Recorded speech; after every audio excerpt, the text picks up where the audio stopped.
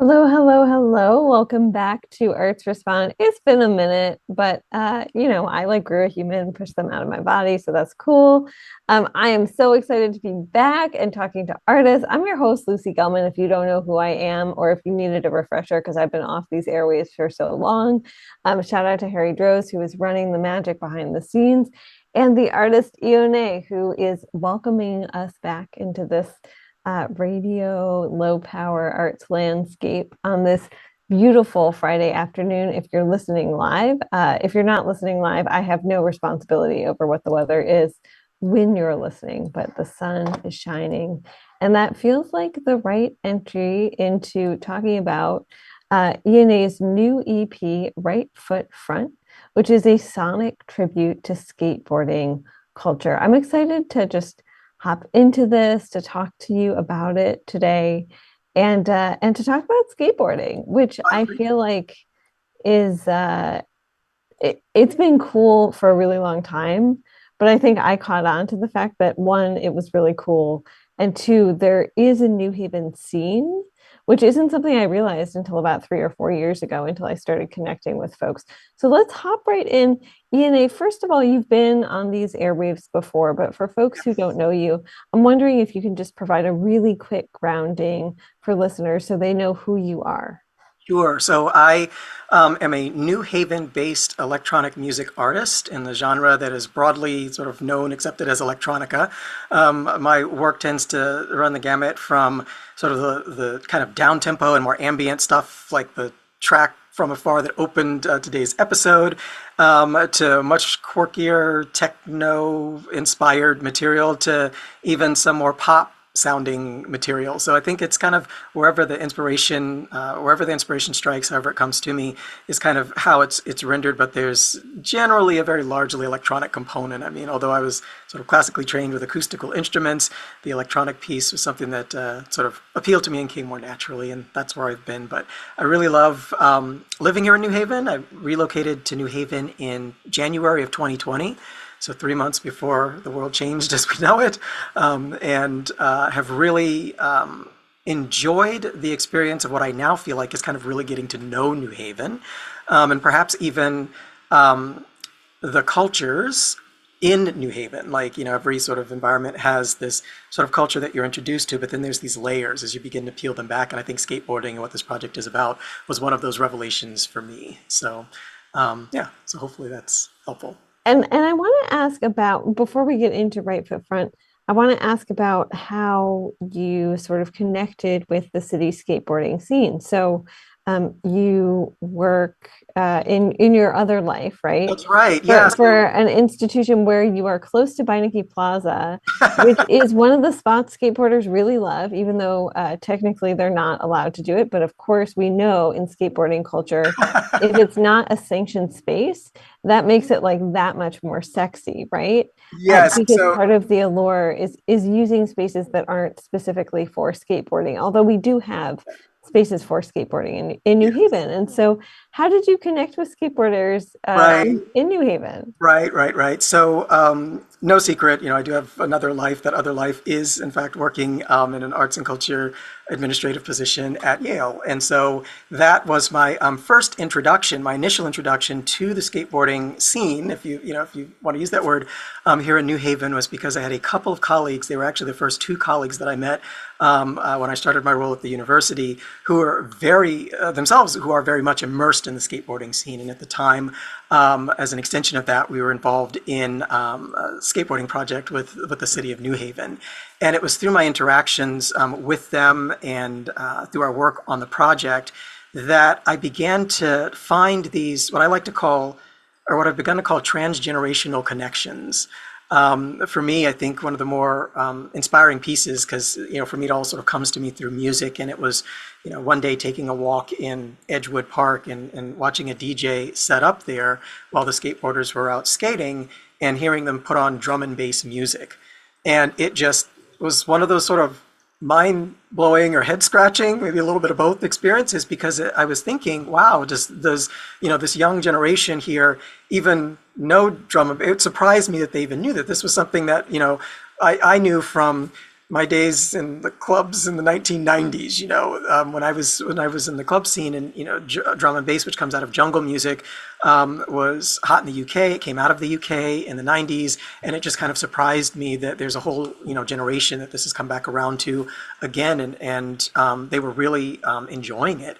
And you could see that the kind of joy they were getting out of it was kind of the same kind of joy, the same feeling that I had listening to a different brand of this same aesthetic form, the same art form so many years ago. And so I think that, in fact, was one of the ways that I made such a sort of strong connection to the kind of the music of the New Haven skateboarding scene, but my connection with the individuals that sort of inspired this project.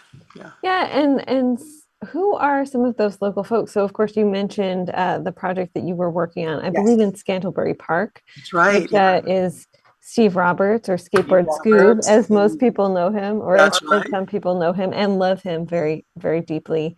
Yes. And then also, walking through Edgewood Park, Coogan Pavilion has been like an institution in New Haven for as long as I've been here, and just Right. really beloved by, when you're talking about those transgenerational connections, by I think skateboarders from as young as like 5 or 6 years old, which terrifies me as both like a human and as a parent watching that. But as long as y'all have your helmet and your knee pads or whatever, great. Up to, like, I've seen folks who are whose bodies probably are a little crackly when they fall. I'll just say that. Uh, are like not quite elders in our community, but but this wide range of skateboarders. And then there are places in between. So we've got a bowl right now in the Ninth Square that Lisa Dent, during her tenure over at Art Space, was really instrumental in getting. And then the space in Scantlebury Park, and then like spaces all over town where skateboarders are like, oh, this is not for me, and therefore it's an attractive place to skate. Yes. So let's talk about some of the folks you connected with, and then this specific silent documentary that inspired the project. Right. Wow. So where do I begin? I think I should begin with Jay Joseph and Steve Roberts, because those are, in fact, Yes. the individuals that I, first met when I started my position at the university, and then also inspired me down this skateboarding path to begin with. It was Steve who convinced me to actually get up on a board and put my right foot front. That's where the title comes from. To put my right foot front and to not lean back. So you will, as you're listening to the second track on the album, you'll hear that popping out. The album itself, just a side note, takes a little bit of a story arc, and so it starts with the person myself, who's sort of viewing this art form from afar. So you hear the ambient sounds of Edgewood Park, in fact, the skaters going by, the chatter of conversation, and then it sort of pulls you in, pulls you in, pulls you in, the allure of this thing that's happening around you. You sort of get pulled in. And then from there, it goes to kind of learning the art of skateboarding with the silent documentary, which we'll talk about in a moment. It starts by featuring the youngest individual who's in the film. So, I just thought of that person as sort of the novice, the person who's being introduced, and I saw myself in them, and that's why right foot front is like the skateboarding lesson. And then it sort of progresses into skateboarding now being integrated into your everyday life. So sort of the middle of the EP covers that, and then the last. And then there's a kind of dance, and a kind of dance, if I recall correctly, actually was a line that I plucked out of some of what Jay Joseph was saying in the video. So the video is subtitled with excerpts of what the individuals are saying in their various interviews. And he had described, I believe, skateboarding as a dance of some kind. And when I saw that line, I'm just like, that is everything to me. It was like the song started to write itself. And so there's two versions of that. There's the more up-tempo version, but then there is the slower, more chill, relaxed version where you just take it easy and you sort of dance with it musically. And then the final track, Inducta, which is, now you've reached your expert level. You're running tricks. You're practicing on Hewitt quadrangle before you go off to the Olympics, sort of thing, right? And that to me was Steve Roberts, and with Steve being the last individual sort of featured in the documentary, I thought that for me was the fit. And I would love to talk a little bit more about this documentary too, because it brings in like this is like all the cool New Haven beloveds at one time. So Cooley and Jisoo, who runs is it second floor hardware store? I always get the Second floor hardware school, I believe. yes, I always get the name wrong. Jisoo, if you're out there and you're listening, Cooley, if you're out there, I'm really sorry I got the name wrong. Um, but y'all do incredible work. I want to also bring them into like, did you know their work beforehand? Yes. Yeah. So it just so happened, it was very coincidental. Around the same time, Jisoo, Cooley, and I were members of the same arts collective. It's an arts incubator known as the Midnight Oil Collective, which is still around. I'm an artist at Midnight Oil Collective. And it was, a gathering where we were just kind of sharing works, things that we had in process, and were interested in hearing each other's feedback and notes on. And they had shared this silent documentary that they had filmed of skateboarding events that are happening in 2021. I believe it was around the opening of the Skate Bowl. I believe that is when they had filmed that. And it was kind of an invitation to all of their artist friends in that gathering to not just imagine the music that they heard as they watched this, but to, if they felt so inclined, to actually score this silent documentary. And so I took that invitation very literally. Within a couple of weeks, I was emailing Jisoo and Cooley with demos for Right Foot Front. And it was really fun to go back and to actually listen to these demos right before release, because now we're talking, some 3 years later. And so there's been a lot of revision and refinement and things and development that's gone on since then, but you can still hear the original thread from the demos to the final masters. And so, and so that's how I knew Jisoo and Cooley, and I had engaged with them at points along the way just to kind of remind them, hey, I'm still working on this, and even have been teasing the idea of doing a joint exhibition, because, for me, I'd love for folks to be able to experience that documentary and to hear the music that it inspired, perhaps even to hear a demo or two to hear how that has evolved. The early demos representing probably more of my early encounters with drum and bass in the 90s, and then the new version, something more that today's listeners would relate to. So I feel like you've opened up like 8 questions in my mind. But I love talking to artists about their process. And so let's dive in a little deeper to talking about your process, not only the influences, which you're touching on as you're talking. I feel like you're hopping between influences, but let's talk about your process itself, both, writing, thinking about instrumentation, thinking about the sort of the things that have affected you as an artist that you want to go back to. And then I want to talk about skating, which is a whole other thing, but Yeah.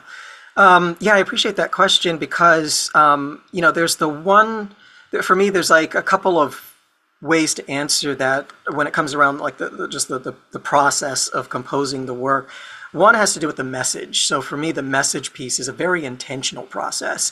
I'm going to wax a little academic here because for me, it actually, I found one scholar who sort of articulates what I have been trying to do for so long so well, and it comes out of Theory U. So Theory U in this U-shaped change model. And for me, the idea of social change is around ultimately expanding people's minds, getting them to think maybe differently or more broadly than they had before they'd entered whatever conversation it is that you've sparked. And so, stage one is Otto Scharmer is the author of Theory U. So stage one, Otto Scharmer says, observe, observe, observe. Stage two, retreat and reflect. And stage three is like, building the prototype or this thing that you create that you bring to the world. And it can be an iterative process. And so when it came to like shaping the message, I knew that I wanted this to be about skateboarding, specifically skateboarding in New Haven, and specifically skateboarding in New Haven, focusing on the black skaters that are featured in this documentary. It was very important for me. And so that is where the observation process began, and then just sort of the teasing out the messages that resonated for me that I could glean from that, and going back and then retreating and reflecting on all of that, and then letting come, as Otto Scharmer would say, and then bringing that into an actual recorded piece. So there's that piece, and then there is the actual composition of the music itself. It's that can be a fully aesthetic process unless one sort of sets the boundaries for oneself and decide kind of. For me, it was very important that this be primarily a work in drum and bass. I didn't want it to be kind of all over the board and focus on all kinds of music that I've heard when skateboarders are skating, but specifically on those instances where I have connected in this transgenerational way through drum and bass. So there was my sort of aesthetic boundary. And from there, it was really just a matter of recording and refining. I start reflecting on, it was Michael Abels, the composer Michael Abels. I heard him at a talk once, and he had said something like, I never have writer's block, because writer's block is just your ego censoring your best ideas before you have a chance to get them out. And I love that, and I've lived by that ever since he said it. And here, was an example of that where I started on this in 2021-ish, and it was just a process of getting out all of those feelings, all of those thoughts, all of those expressions, and then refining and kind of honing it into what you hear today. So yeah, one stage of the process very aesthetic, but one stage is also very intentional, very sort of objective.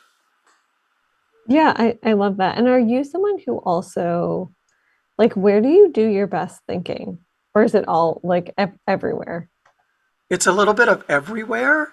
Oddly, I feel like some of the best thoughts come to me in the gym, on the treadmill, when I'm running. That totally makes, do you listen to music when you run? I do, I Yeah, do. so that totally makes Yeah, sense to me. yeah, yeah. And I just remember, and I'm kind of smiling to myself right now because I'm remembering that is the entire song Inducta. It came to me running on the treadmill in the gym. And I know that I was like reciting the hook of that tune in my head for maybe a full 2 weeks before I finally came into the studio and said, I'm going to put this down. Oh, so it wasn't like you were on the treadmill and you were like, dang, let me get off the treadmill and write this down. No, Like it no, was, I was literally yeah, singing the song. I heard, some other song, some other beat in my mind, but Inducta was the song in my head, and that was what I eventually, 2 weeks later, came into the studio to lay down. So that's how it comes to me sometimes. Yeah, that's great. And what are you listening to, like EDM or really like high powered?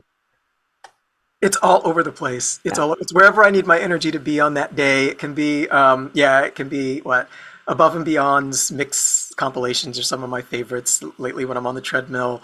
And then there was a Matt Zoe. Matt Zoe did a recent EP. The artist Matt Zoe did a recent EP in the jungle genre, which I found a lot of fun to listen to. I found, and I don't know if this is intentional or just a coincidence, but I found that with the pace that I run, like if I want to run like it's a very specific sort of aggressive, get your heart up, but don't have a heart attack pace, drum and bass just hits me right there, like 180 beats per minute, and I'm right where I need to be. Yeah. That's great. I love that. Um, so I had a question and it flew out of my mind because mom brain is real. But so I'm gonna ask you about skating, which was going to be a little later in the interview.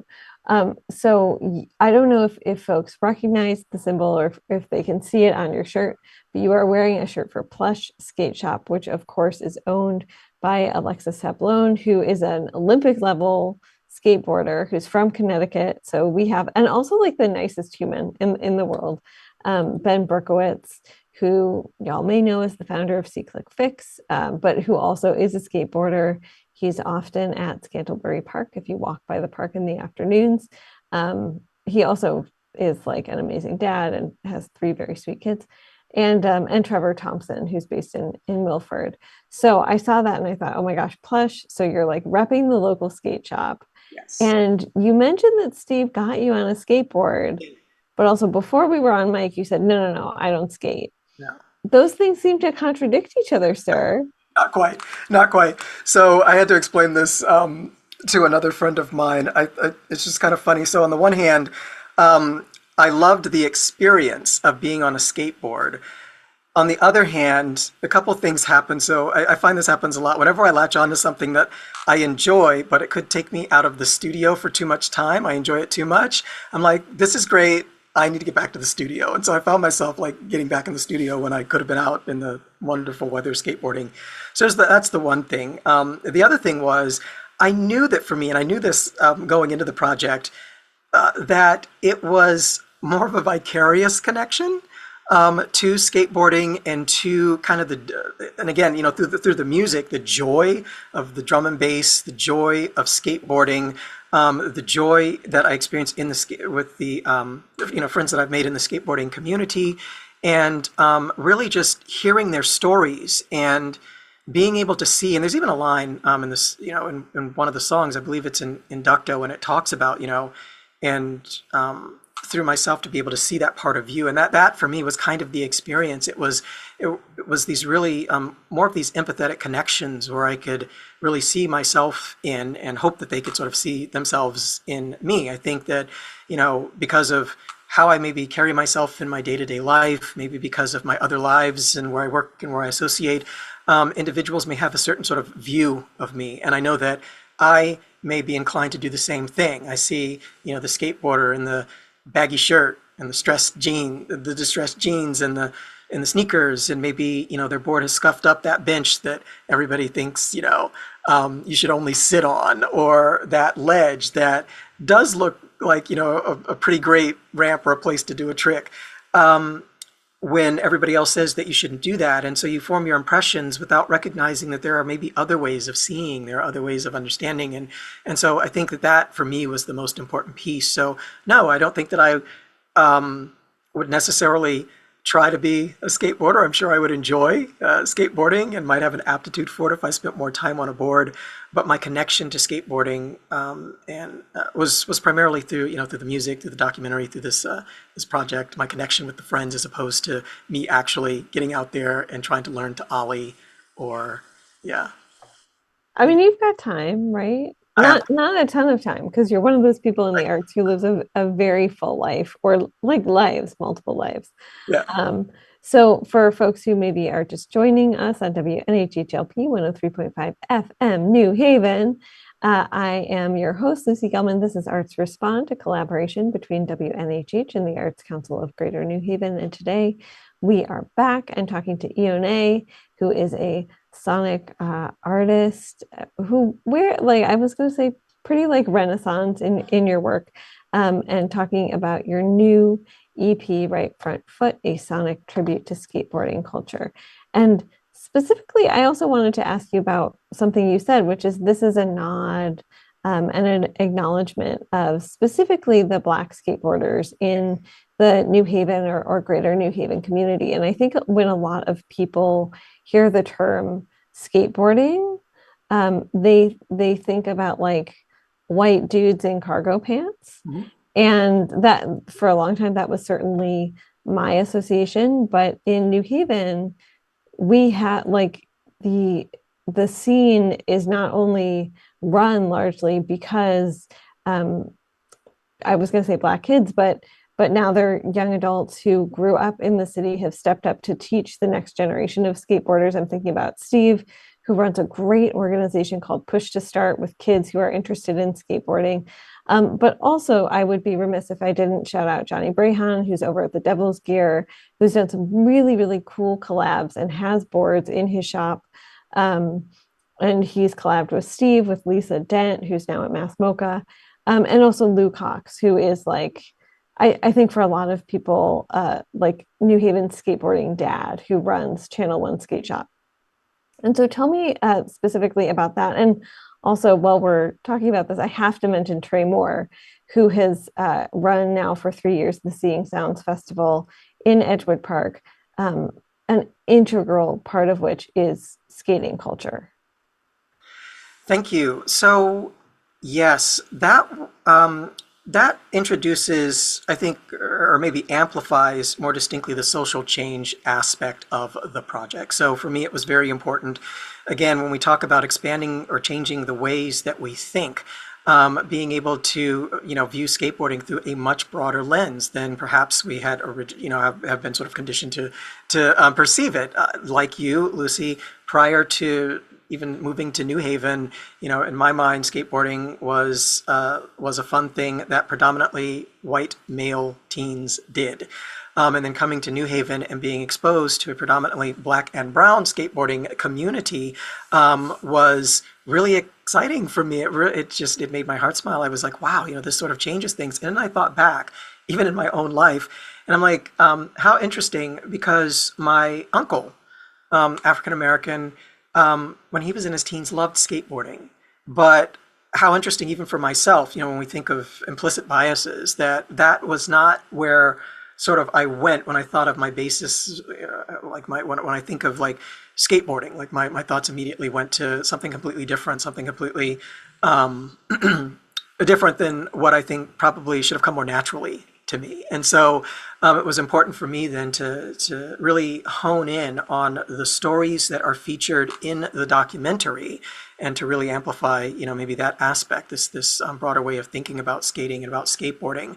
I wanted to bring that out in how the pieces are performed in the work in this predominantly drum and bass work, so that you can hear reference like hip hop styled references. So I've spoken to a lot of skateboarders who like to say, I like to skate to old school hip hop. So, okay, what can I do with that? And I felt like I wanted to tease that out at least a little bit of that hip hop and jazz element in From Afar.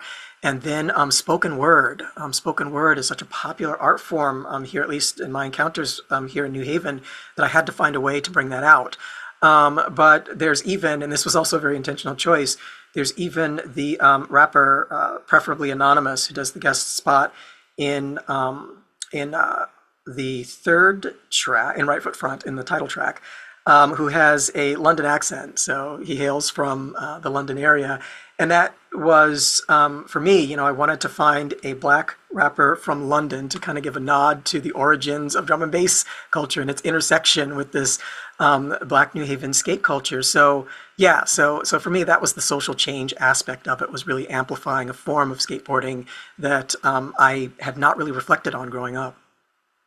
And does it feel now that it's like out living in the world, right? Do you feel like you are also meeting and in a musical way, sort of conversing with this specific moment in New Haven that has a grounding in the city's past, right? It didn't happen overnight, but is also very like I feel like New Haven's sort of DIY scene is better and more robust and growing in really exciting ways, and that is like a relatively recent. I mean, it's always been happening, and it's iterative, right? But the place it is right now feels really exciting. And so, did you feel like you were also sort of meeting or talking specifically to that moment? I hope so. I hope so. It's interesting that you you had referred to it as talking to the moment. One of the things that I've really kind of loved about the project is it has sparked real life conversations about the moment. So, one example was when I sat down recently, just over tea with Harvey Locus. So he's the photographer who shot the cover photo, and he and I, leading up to the actual cover photo, had only had the opportunity to engage primarily through email, through texts, and so we hadn't had any real sort of intense conversations around the work. But the conversation that we had around the work being so robust, and for him to kind of pick out and to feed back to me so many of the things that I was hoping were like, thoughtfully conveyed through the music, and to know that it connected with him. The references to, there's references in one of the songs to the stickers on the skateboard, and he talked about that, with me, this whole idea of, yeah, not necessarily relating to, heavy metal stickers or punk rock stickers or this sticker or that sticker, but stickers that reflect who you authentically are. And so there's that one aspect, I wanted to bring that out, this idea of, what are the stickers that you put on your board? What are the labels that you choose to wear, sort of thing.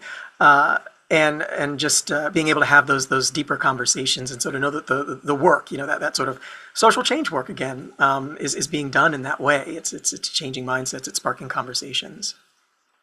I was going to say within that, does it also feel, we're using the term social change.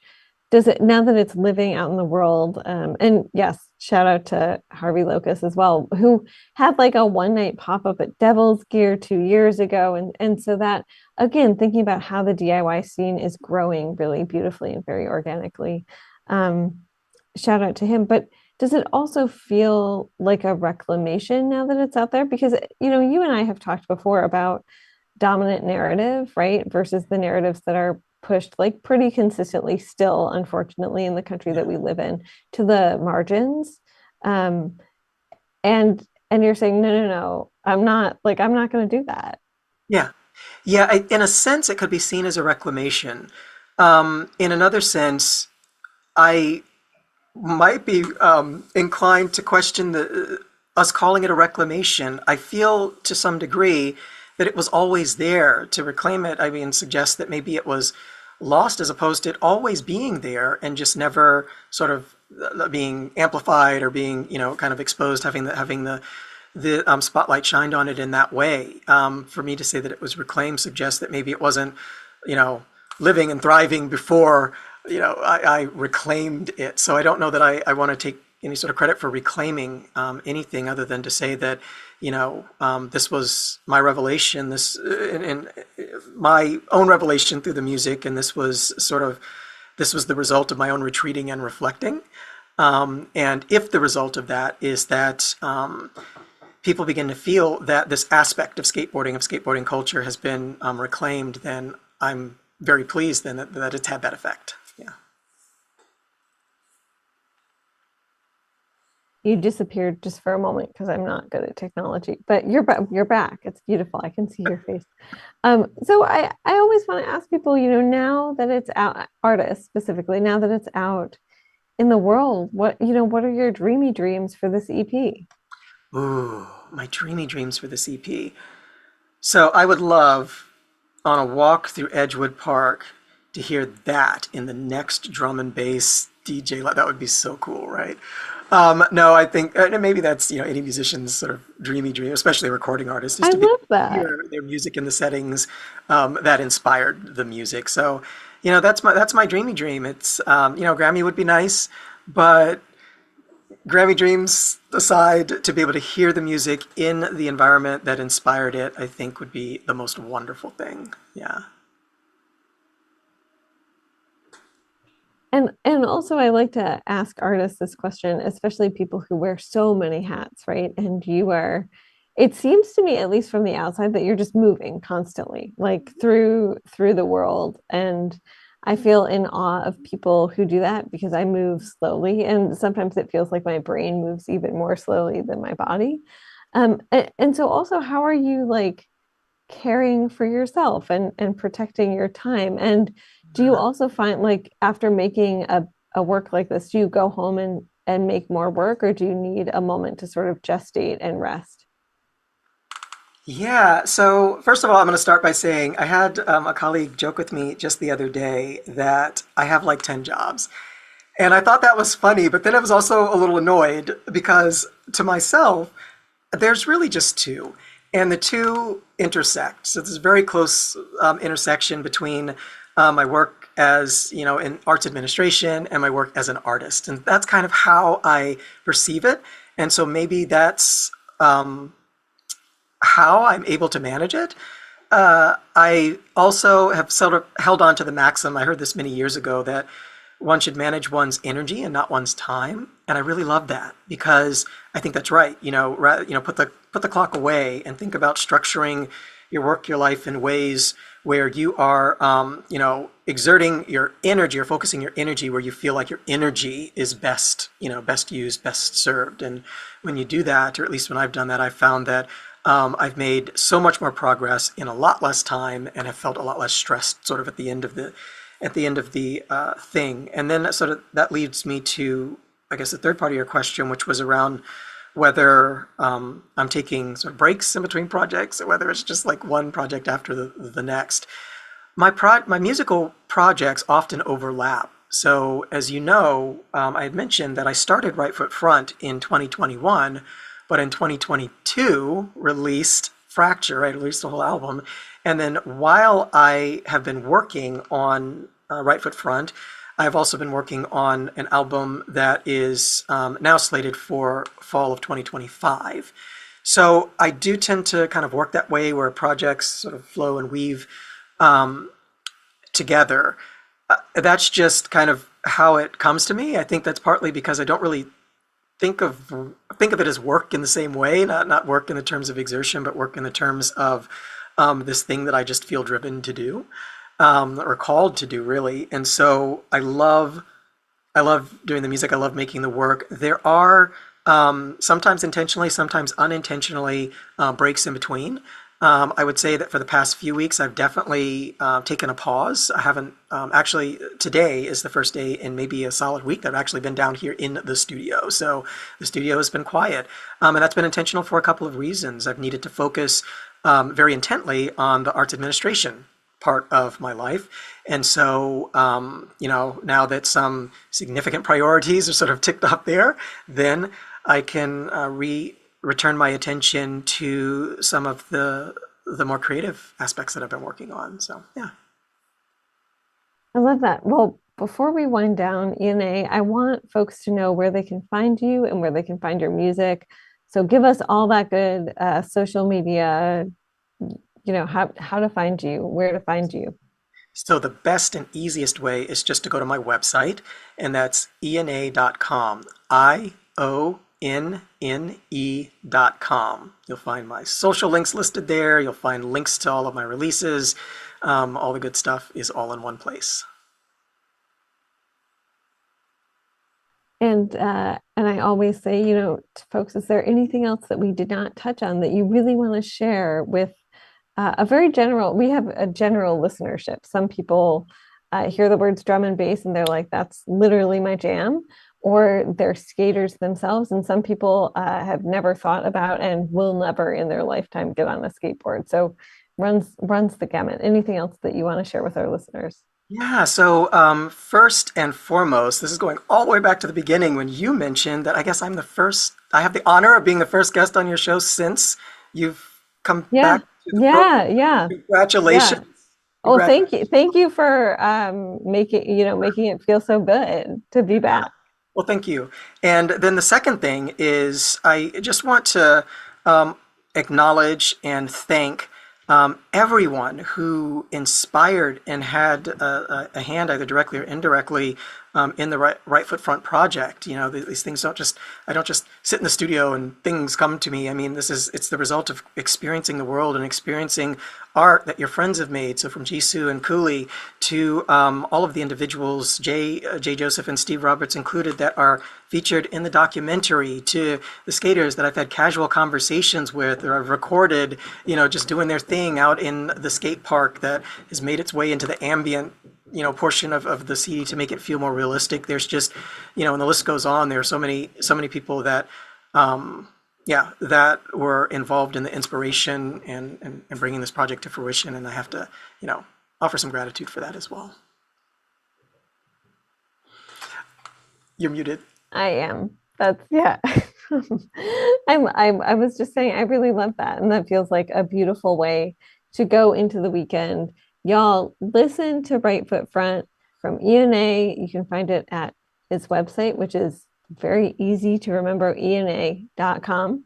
Ionne.com. It's like that. I feel like that's actually much less complicated than a lot of artists who are like, it's this portmanteau of 5 words that I've put together, .eu, yeah, all the things. So ena.com, or you can find the EP on Spotify as well. So thank you so much. Harry Droz, shout out to you, the man behind the magic. And Harry, if you could close us out with a track from the EP, That would be super sweet. Thank you very much. And y'all, thank you for being out there and listening. Dog, ear, body, sticker, superhero, wheel, body, sticker. I always ride with my right foot front and my left foot back. I didn't know. That's kinda goofy, right? And I love dogs, the ears, the body. And I love superheroes, low key though. And I've got my trans sticker, and I've got my sticker, and I've got these wheels. I always ride with my right foot front and my left foot back. I didn't know, you know? Indigo, indigo, indigo, wendigo.